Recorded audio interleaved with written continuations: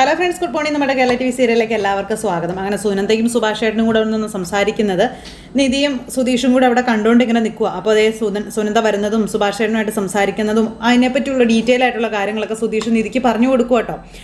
പിന്നെ സുനന്ദയെ നിനക്ക് പകൽ സമയത്ത് ഫ്രീ കിട്ടുമ്പോഴൊക്കെ നീ നിധിയോട് വന്ന് സംസാരിക്കണം കേട്ടോ എന്ന് പറഞ്ഞു സുഭാഷ്. പാവാക്കുട്ടി ഒറ്റയ്ക്കല്ലേ എന്നൊക്കെ ഇങ്ങനെ സുഭാഷേട്ടൻ പറഞ്ഞു. അപ്പോൾ അതൊക്കെ സുധീഷും നിധിയും കേൾക്കൂലേ. അപ്പം ഞാൻ വരാം സുഭാഷേട്ടാ, അമ്മയുള്ളതാ പ്രശ്നം, എന്നാലും കണ്ണ് വെട്ടിച്ച് ഞാൻ വന്നോളാം കേട്ടോ എന്ന് പറഞ്ഞു.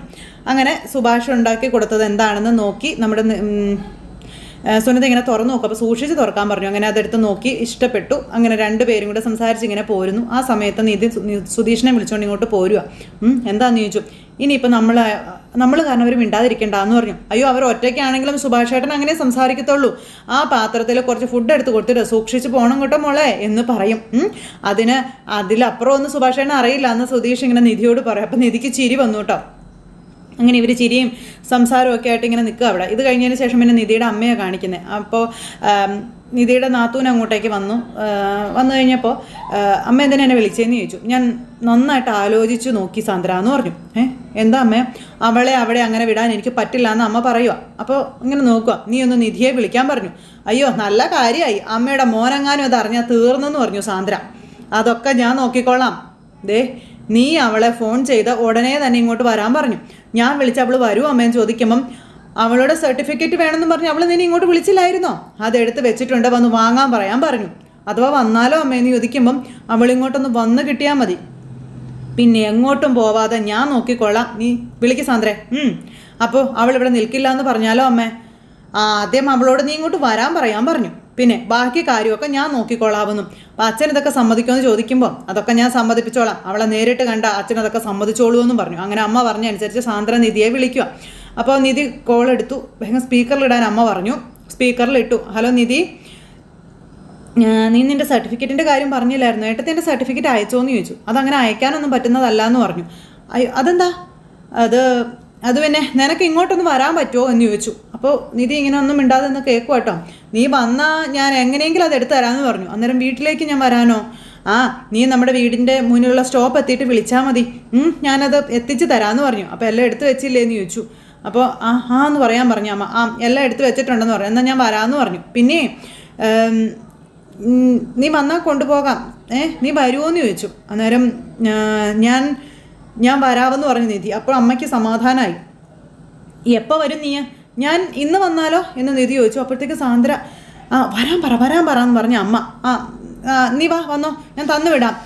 സുധീഷിനൊന്നും കൂട്ടണ്ട കേട്ടോ, അന്ന് വന്നിട്ടുണ്ടായതൊക്കെ നിനക്ക് ഓർമ്മയുണ്ടല്ലോ, നീ തനിയെ വന്നാൽ മതിയെന്ന് പറഞ്ഞു. അപ്പോൾ ശരി, ഞാൻ അങ്ങനെ വരുള്ളൂ, എന്നാൽ ശരി വെക്കട്ടെ എന്ന് പറഞ്ഞു. അപ്പോൾ അങ്ങനെ ഫോൺ കട്ട് ചെയ്ത് കഴിഞ്ഞപ്പോഴത്തേക്കും അവളിങ് വരട്ടെ എന്ന് പറഞ്ഞ അമ്മ ഇങ്ങനെ നിൽക്കുക കേട്ടോ. ആ സമയത്ത് അവളോടൊന്നും പറയാതെ ഇങ്ങനെ കുഴപ്പമാവുമോ എന്ന് ചോദിച്ചു. അവൾ ആദ്യം ഇങ്ങോട്ട് വരട്ടെ, വന്ന് കഴിഞ്ഞാൽ പിന്നെ അവൾ ഇവിടെ നിന്ന് പോവില്ല എന്ന് പറയുകയാണ് അമ്മ. അതെനിക്ക് 100% ഉറപ്പാണെന്ന് പറഞ്ഞ അമ്മ അകത്തേക്ക് പോയി. ആ സമയത്ത് പിന്നെ സുഭാഷ് നികേഷിന് കഴിക്കാനായിട്ട് എടുത്തുകൊണ്ട് കൊടുക്കും. അപ്പോൾ കഴിച്ചുകൊണ്ടിരുന്നപ്പോൾ മതിയെന്ന് പറഞ്ഞു. കഴിക്കണമെന്ന് പറഞ്ഞ് നിർബന്ധിച്ച് അനിയന് കൊടുക്കും കേട്ടോ. ആ സമയം നിധി അങ്ങോട്ടേക്ക് വന്നു. എന്ത് പറ്റി മോളെ, മുഖമൊക്കെ വല്ലാണ്ടിരിക്കുന്നത് എന്നാണെന്ന് സുഭാഷ് അന്നേരം നിധിയോട് ചോദിച്ചു. അപ്പോൾ സുധീഷ് പുറത്ത് നിൽക്കുമായിരുന്നു. സുധീഷ് ഇങ്ങോട്ട് കയറി വന്നു. ഇവരുടെ സംസാരം കേൾക്കുക.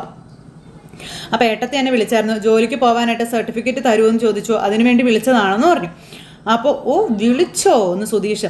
സർട്ടിഫിക്കറ്റ്സ് ഒക്കെ എടുത്തു വെച്ചു എന്ന് പറഞ്ഞു. ഇന്ന് ചെന്ന് വാങ്ങിക്കാനും പറഞ്ഞു. ഞാൻ പോയിക്കോട്ടെ എന്ന് നിധി ചോദിക്കുമ്പം അല്ല ഇന്ന് തന്നെ പോകണമെന്നുണ്ടോ എന്ന് ചോദിച്ചു. അപ്പോൾ വേണമെന്ന് പറഞ്ഞു. ഏട്ടത്തെ എന്നോട് സംസാരിക്കുന്നത് വീട്ടിൽ വേറെ ആർക്കും അറിയില്ല എന്ന് നിധി പറയുക. ആരും അറിയാതെ എനിക്ക് സർട്ടിഫിക്കറ്റ്സ് ഒക്കെ എടുത്തു തരാമെന്നാണ് പറഞ്ഞിരിക്കുന്നത്, അത് പോയി വാങ്ങണമെന്ന് പറഞ്ഞു. എന്നാൽ ശരി. അപ്പോഴത്തേക്ക് സുധീഷ് അങ്ങോട്ടേക്ക് കയറി വരുക കേട്ടോ. അപ്പോൾ സുധീഷ് അങ്ങോട്ടേക്ക് വന്നപ്പോൾ അല്ല ഞാനൊരു കാര്യം ചെയ്യാമെന്നാ, കാറ് വരാൻ പറയാമെന്ന് പറഞ്ഞു, നമുക്ക് അതിൽ പോയിട്ട് വരാമല്ലോ എന്ന് പറയുമ്പോൾ അതൊന്നും വേണ്ട, ഞാൻ തന്നെ പോയി വന്നോളാം, നിങ്ങൾ വരണമെന്നില്ല എന്ന് പറഞ്ഞു. അതെന്താ ഞാൻ കൂടി വന്നാലെന്ന് ചോദിച്ചപ്പം അത് പിന്നെ ഇയാളെ കണ്ട അവർക്ക് ദേഷ്യം വരുമെന്നും എന്തിനാ വെറുതെ പ്രശ്നം ഉണ്ടാക്കുന്നതെന്നും നിധി ചോദിക്കാം. ഞാനായിട്ട് പോയി വന്നോളാം എന്ന് പറഞ്ഞു. അല്ല നിന്നെ മാത്രം എങ്ങനെയാണ് മോളെ തനിയെ വിടുന്നതെന്ന് ചോദിച്ചു. അപ്പോൾ അതൊന്നും സാരമില്ല സുഭാഷ് ഏട്ടാ, ഇവിടുന്ന് നാട്ടിലേക്ക് ബസ് ഉണ്ടാവും, ഞാൻ ബസ്സിൽ പോയി വന്നോളാമെന്ന് പറഞ്ഞു. അന്നേരം ഒറ്റയ്ക്ക് പോകണ്ടെന്ന് ഞാൻ വരാമെന്ന് പറഞ്ഞു. അപ്പം നിങ്ങളെന്തിനാ ജോലി കളഞ്ഞ് എനിക്ക് എസ്കോട്ട് വരുന്നത്, ഞാൻ തനിയെ പോയിക്കോളാമെന്ന് നിധി പറഞ്ഞു. എനിക്ക് അറിയാത്ത സ്ഥലമൊന്നും അല്ലല്ലോ, ഞാൻ പോയിക്കോളാമെന്ന് നിധി പറയുക. സുഭാഷ് ഏട്ടാ ഞാൻ പോയിട്ട് വരാമെന്ന് പറഞ്ഞു. അങ്ങനെ നിധി പോകാനായിട്ട് ഇറങ്ങുമ്പോൾ സുധീഷ് എന്ന് സുഭാഷിനോട്, സുഭാഷ് ഏട്ടാ അവൾ തനിയെ പോയി കഴിഞ്ഞാൽ അത് പ്രശ്നമാവുമെന്ന് പറഞ്ഞു. ഇത്രയും പ്രശ്നം ഉണ്ടാക്കിയ വീട്ടുകാർ പെട്ടെന്ന് ഇങ്ങനെ വിളിച്ച് പറഞ്ഞ് സർട്ടിഫിക്കറ്റൊക്കെ തരാമെന്ന് പറഞ്ഞാൽ അത് വിശ്വസിക്കാൻ പറ്റുന്ന കാര്യമാണോ എന്ന് ചോദിച്ചു.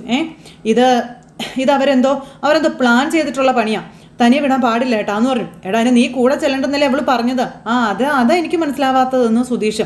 കൂടെ പോവാന്ന് വിചാരിച്ചാൽ കാറും വാടകയ്ക്ക് എടുക്കണമല്ലോ, അതിനുള്ള കാശൊക്കെ കമ്മിയാണ് എന്ന് പറഞ്ഞു. അതുണ്ടാക്കാന്ന് വെച്ചാലും കാറ് വാടകയ്ക്കാണെന്ന് അറിഞ്ഞാൽ അവൾ 100 ചോദ്യങ്ങൾ ചോദിക്കും, അതും ആകെ കുഴപ്പമാകുമെന്നൊക്കെ പറഞ്ഞു. അപ്പോൾ എന്ത് കുഴപ്പം? അതൊന്നും ചേട്ടന് പറഞ്ഞാൽ മനസ്സിലാവത്തില്ല. പക്ഷേ അവളെ തനിയെ വിടാനൊന്നും പറ്റത്തില്ല കേട്ടോ, അതെന്തോ എന്നാലും ചേട്ടൻ സമ്മതിക്കരുത് എന്ന് പറയുമ്പോൾ, എടാ ഇതിൽ ഞാൻ സമ്മതിക്കാതിരിക്കാൻ ഇപ്പം എന്തായിരിക്കുന്നേ? നീ ഒരു കാര്യം ചെയ്യും, നീ അകത്ത് ചെന്ന് അവളെ പറഞ്ഞ് കാര്യങ്ങൾ മനസ്സിലാക്കി കൂടെ ചെല്ലാമെന്ന് സമ്മതിപ്പിക്കാൻ പറഞ്ഞു. അതിനവൾ കൂടെ വരണ്ടെന്നല്ലേ പറയുന്നേ?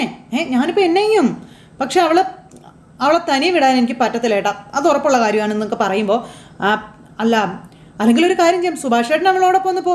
ഞാനോ? എടാ എനിക്ക് സൈറ്റ് ഒരുപാട് വർക്കുണ്ട്, നിനക്ക് എന്തേ? അപ്പോൾ എന്തായിട്ടാ, സ്വന്തം അനിയന് വേണ്ടിയിട്ടല്ലേ ചോദിച്ചു. അപ്പോൾ ഒരു കാര്യം ചെയ്യട്ടെ, ഞാൻ കൂടെ പോട്ടെ എന്ന് നീ ഗേഷി വെച്ചു. എന്നാലേ നീ ഒന്ന് ഏട്ടത്തിയൂടെ പോയിട്ട് വരാൻ പറഞ്ഞു. ആ സമയത്ത് നിധി അങ്ങോട്ടേക്ക് വന്നു. നിധി അങ്ങോട്ടേക്ക് വന്നപ്പോൾ മോളെ തനിച്ച് പോകണമെന്ന് ചോദിച്ചു. എനിക്ക് സുധീഷിനെ കൂട്ടി പോകാൻ ബുദ്ധിമുട്ടുണ്ടായിട്ടൊന്നും അല്ല കേട്ടോ, പക്ഷേ സുധീഷിനെ കൂട്ടി വരണ്ടാന്ന് ഏട്ടത്തിയാ പറഞ്ഞതെന്ന് നിധി പറയാം. ഇനി സുധീഷും കൂടി വന്നാൽ അത് കൂടുതൽ പ്രശ്നമായാലോ എന്ന് ചോദിച്ചു. അപ്പോൾ അവർക്ക് എന്തായാലും ഒരു പ്ലാൻ ഉണ്ടെന്ന് അതിൻ്റെ അർത്ഥമൊന്ന് സുധീഷ് പറയാം അവിടെ നിന്ന്. മിണ്ടായിരിക്കടാന്ന് പറഞ്ഞു സുഭാഷ്. എന്തുകൊണ്ട് ഞാൻ കൂടെ ചെല്ലണ്ടെന്ന് പറയണം? ഇനിയിപ്പോൾ ഞാൻ കൂടെ പോയത് തന്നെ ഞാൻ അവരുടെ വീട്ടിൽ പോവോ? ഇല്ലല്ലോ, നിധിയല്ലേ പോയി സർട്ടിഫിക്കറ്റ്സ് എല്ലാം എടുത്തുകൊണ്ട് വരിക. അപ്പോൾ ഞാനവിടെ പുറത്ത് കാത്തു നിൽക്കല്ലേ ഉള്ളൂ എന്ന് ചോദിച്ചു സുധീഷ്. പിന്നെ എന്തിനാ ഞാൻ ചെല്ലണ്ടെന്നൊക്കെ ഇങ്ങനെ പറഞ്ഞുകൊണ്ടിരിക്കുന്നേ? അപ്പോൾ അതല്ല, ഏട്ടത്തെ അങ്ങനെ പറയണമെങ്കിൽ അതിന് എന്തെങ്കിലും കാരണം ഉണ്ടായിരിക്കുമല്ലോ എന്ന് നിധി പറയുക. അച്ഛനും അമ്മയും ഇല്ലാത്ത സമയം നോക്കിയാൽ ഏട്ടത്തെ അത് എടുത്ത് തരാമെന്ന് പറഞ്ഞ് തന്നിരിക്കുന്നതെന്നും എനിക്ക് വേണ്ടി റിസ്ക് എടുത്ത് ചെയ്യുക പാവമെന്നൊക്കെ. അതാ ഞാൻ തനിയെ പോയി വരാമെന്ന് പറഞ്ഞതെന്ന് പറയുമ്പം, ശരി അവർ സുധീഷിനെ കൂട്ടി വരണ്ടെന്നല്ലേ പറഞ്ഞോളൂ, വേണ്ട പകരം ഇവനെ നികേഷിനെ കൂട്ടി പോയിക്കൊള്ളാൻ പറഞ്ഞു. അന്നേരം അയ്യോ ഈ പാവത്തിനെ എന്തിനാ വെറുതെ കഷ്ടപ്പെടുത്തുമെന്ന് ചോദിക്കുമ്പം, എനിക്കെന്ത് കഷ്ടപ്പാടാ, ഇതൊക്കെ ഒരു രസമല്ലേ എന്ന് നികേഷ് ചോദിച്ചു. ആ സ്ഥലമൊക്കെ എനിക്കൊന്ന് കാണാമല്ലോ. അപ്പോൾ അത് മതി മോളെ, അത് മതിയടാ എന്നൊക്കെ പറയുമ്പോൾ, ശരി ആയിക്കോട്ടെ എന്നാൽ പിന്നെ പോയി റെഡിയാകാൻ പറഞ്ഞു നികേഷിനെ പറഞ്ഞു വിട്ടു. അപ്പോൾ നിധി ഒരുങ്ങാനായിട്ട് പോയപ്പോഴത്തേക്ക് സുധീഷ് നികേഷിൻ്റെ കൂടെ ചെന്നിട്ട്, നിന്നെ ഞാൻ ഇടയ്ക്കിടയ്ക്കൊക്കെ വിളിക്കും, നീ വിവരങ്ങളെല്ലാം കൃത്യമായിട്ട് പറഞ്ഞോണം കേട്ടോ എന്നൊക്കെ സുധീഷ് പറഞ്ഞു. ശരിയെന്നും പറഞ്ഞു ഇവരകത്തേക്ക് കയറിപ്പോയി. സുധീഷിന് ടെൻഷനായി, പേടി എന്ന് പറഞ്ഞാൽ ഭയങ്കര പേടി. അത് കഴിഞ്ഞതിന് ശേഷം പിന്നെ സാന്ദ്രയെ അരുൺ വന്ന് വഴക്ക് പറയുവാണ്, എന്തിനാ പെങ്ങളെ വിളിച്ചതിന്.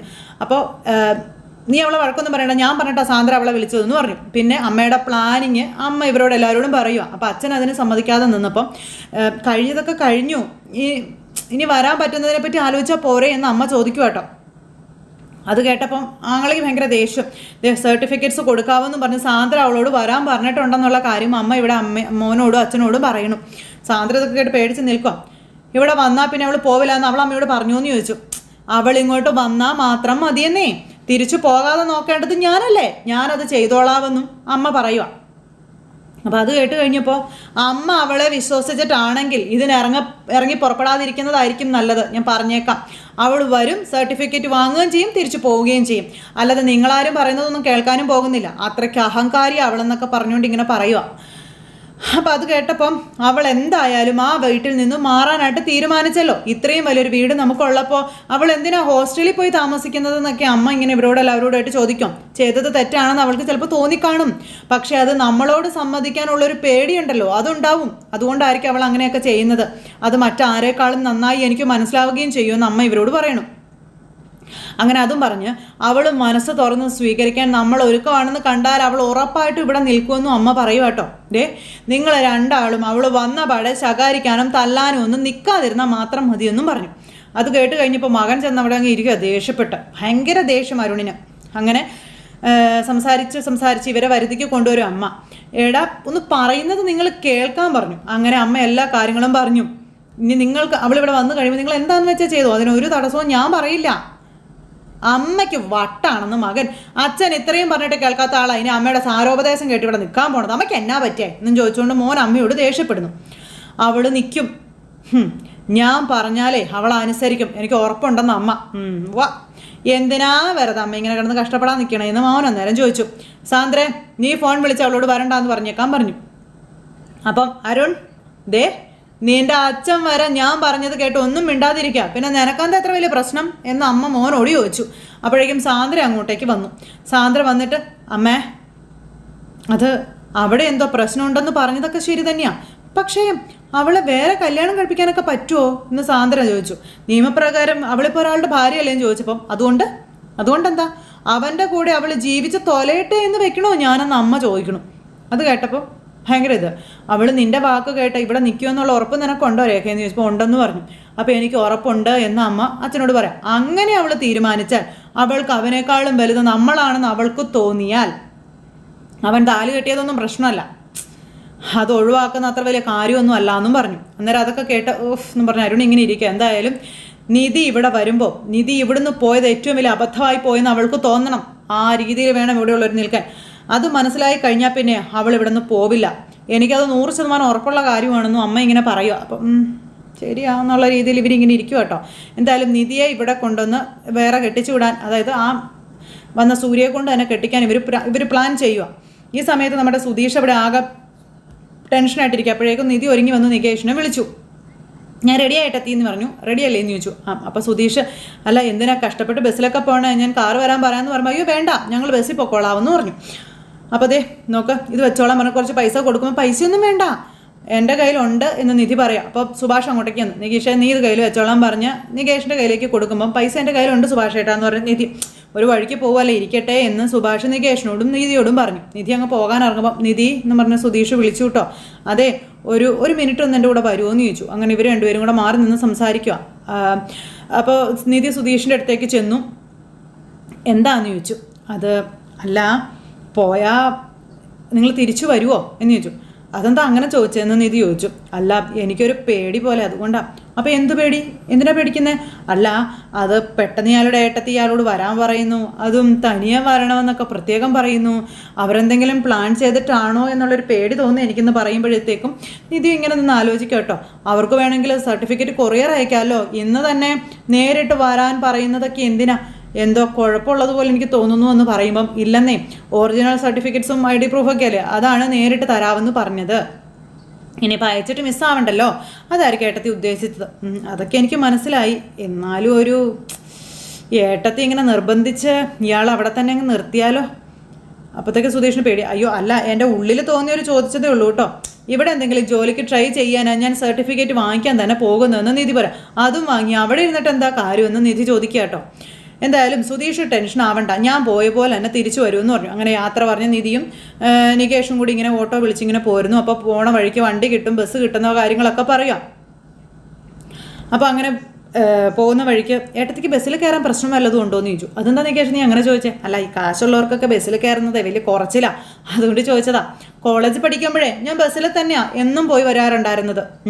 അച്ഛനും ചേട്ടനും കാറിൽ പോകാനൊക്കെ നിർബന്ധിക്കും, പക്ഷെ കൂട്ടുകാരികളൊക്കെ ആയിട്ട് വർത്താനമൊക്കെ പറഞ്ഞ് ബസ് സ്റ്റോപ്പിൽ നിന്ന് കോളേജ് വരെയും തിരിച്ചുള്ള നടത്തമൊക്കെ ഓർക്കുമ്പോൾ ബസ്സിൽ തന്നെയാണ് പോവാറെന്ന് പറഞ്ഞു. അല്ല അത് ചെറിയ യാത്രയല്ലേ, ഇതിപ്പോൾ വലിയ യാത്രയല്ലേ, അപ്പോൾ നമുക്കല്ലേ AC ലോ ഫ്ലോ ബസ് പിടിച്ച് പോയാലോ എന്നൊക്കെ നികേഷ് ചോദിക്കാം. അതാകുമ്പോഴേ ഈ ക്ഷീണമൊന്നും ഉണ്ടാവത്തില്ല, അങ്ങോട്ടും ഇങ്ങോട്ടും കൂടി 7-8 മണിക്കൂർ യാത്ര ഉള്ളതല്ലേ എന്നൊക്കെ ചോദിച്ചു. ശരിയെന്ന് പറഞ്ഞു. അങ്ങനെ അവർ രണ്ടുപേരും കൂടി ഇങ്ങനെ പോവാം. അപ്പോൾ എന്തായാലും സുധീഷേട്ടന് വരാൻ പറ്റാത്തതിൽ വലിയ വിഷമമുണ്ട് എന്നിങ്ങനെ നികേഷ് പറയുമ്പോൾ ഇപ്പോഴത്തെ ഈ ഒരു അവസ്ഥയിൽ എനിക്ക് വീട്ടിലോട്ട് കൊണ്ടുപോകാൻ പറ്റില്ല എന്ന് പറഞ്ഞു. അതുപോലെ തന്നെ നികേഷും വീട്ടിലേക്ക് കയറി വരണ്ട കേട്ടോ, പുറത്ത് നിന്നാൽ മതി എന്ന് പറഞ്ഞു. എനിക്ക് വീട്ടിലോട്ട് കൊണ്ടുപോകാൻ പറ്റാത്തത് കൊണ്ടാണെന്ന് പറയുമ്പോൾ അതൊന്നും സാരമില്ല, ഒന്നും ടെൻഷൻ അടിക്കേണ്ട കാര്യമില്ല.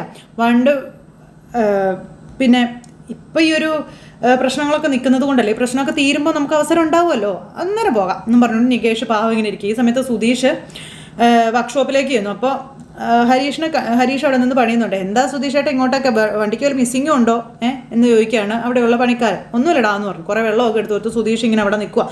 അപ്പം ഹരീഷും സുധീഷും കൂടി ഇങ്ങനെ സംസാരിക്കുന്നു. പിന്നെ നിധി പോയതിനെ പറ്റിയൊക്കെയുള്ള കാര്യങ്ങൾ സംസാരിക്കുന്നു. അപ്പോൾ ഇങ്ങനെ സർട്ടിഫിക്കറ്റ് എടുക്കാൻ പോയതല്ലേ എന്ന് ഹരീഷ് ചോദിച്ചപ്പം എന്തോ ഒരു തോന്നൽ എൻ്റെ മനസ്സിലൊരു പേടി. അപ്പോൾ രണ്ടുപേരും പ്രേമിച്ച് കല്യാണം കഴിച്ചവരല്ലേ എന്ന് ഹരീഷ്. ഏട്ടത്തിയാണെങ്കിൽ സുധീഷേട്ടന് വേണ്ടി എല്ലാവരെയും ഉപേക്ഷിച്ച് ഇറങ്ങി വന്നതും അല്ലേ എന്നൊക്കെ ഹരീഷ് ഇങ്ങനെ പറയാം. അപ്പം എന്ന് പറഞ്ഞ തലയായിട്ടിരിക്കുക ഹരീഷ്. അല്ല കാര്യം സുധീഷേട്ടന് വേണ്ടി അങ്ങനെയൊക്കെ ചെയ്തത് പൊട്ടത്തരമാണെങ്കിലും ഒന്നും തിരിച്ചറിയാനുള്ള സമയമായില്ലല്ലോ, അതുകൊണ്ട് ഇത്തവണ ഉറപ്പായും വരും, ധൈര്യമായിട്ടിരിക്കാൻ പറഞ്ഞു. അപ്പോൾ എടാ എന്ന് പറഞ്ഞുകൊണ്ട് സുധീഷ് ഇങ്ങനെ ഹരീഷിൻ്റെ അടുത്തിരിക്കുക കേട്ടോ.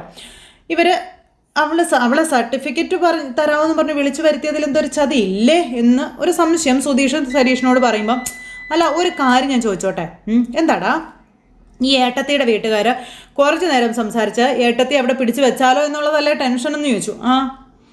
അപ്പം നിങ്ങളുടെ പ്രണയം എന്താ അത്രയ്ക്ക് വീക്കാണോ എന്ന് ഹരീഷ് സുധീഷിനോട് ചോദിച്ചു. അല്ല, ഇങ്ങേർക്ക് വേണ്ടി എല്ലാം വിട്ടു വന്ന ആളല്ലേ, അതുകൊണ്ട് ഉറപ്പായും അവർ വരുമെന്നേ, നിങ്ങൾ നോക്കിക്കോളാൻ പറഞ്ഞു. കൂടെ നമ്മുടെ നികേഷും ഉണ്ടല്ലോ, പിന്നെന്താ പേടിക്കാനെന്ന് ചോദിച്ച് ഇങ്ങനെ പറയാം. പ്രണയം അതുപോലെ ഉള്ളിലുള്ളവർക്ക് എപ്പോഴും പേടിയുണ്ടാകും, അതുകൊണ്ടായിരിക്കും ഇങ്ങനെ പേടി. പിന്നെ എന്തെങ്കിലും കള്ളത്തരം ഉണ്ടോ? കള്ളത്തരം ഉണ്ടെങ്കിലും പേടി ഉണ്ടാകും കേട്ടോ. ആ പേടിയാണോ? നീ ചുമ്മാ ആവശ്യമില്ലാത്ത പറയല്ലേ, അല്ലെങ്കിൽ തന്നെ ഭയങ്കര ടെൻഷൻ അടിച്ചുകൂടി ഇരിക്കുക. അപ്പോൾ എന്തിനാ ഇങ്ങനെ ടെൻഷൻ അടിക്കുന്നത്? ഇയാളെ വിശ്വസിച്ച് ഒരിക്കൽ ഇറങ്ങിപ്പോന്ന ആൾ ഇനി തിരിച്ചു വരില്ല എന്ന് തോന്നാനൊരു കാരണം വേണ്ടേ എന്ന് ഹരീഷ് സുധീഷിനോട് ചോദിക്കുമ്പോൾ മിണ്ടാട്ടം മുട്ടി ഹരീഷ് ഇങ്ങനെ നിലത്തോട്ട് നോക്കി ഇങ്ങനെ ഇരിക്കുന്നിടത്ത് ഇന്നത്തെ നമ്മുടെ കഥ അവസാനിച്ചു. അപ്പോൾ എല്ലാവരും കാത്തിരുന്ന് കാണണം. എല്ലാവർക്കും നല്ലൊരു ദിവസം ആശംസിക്കുകയാണേ.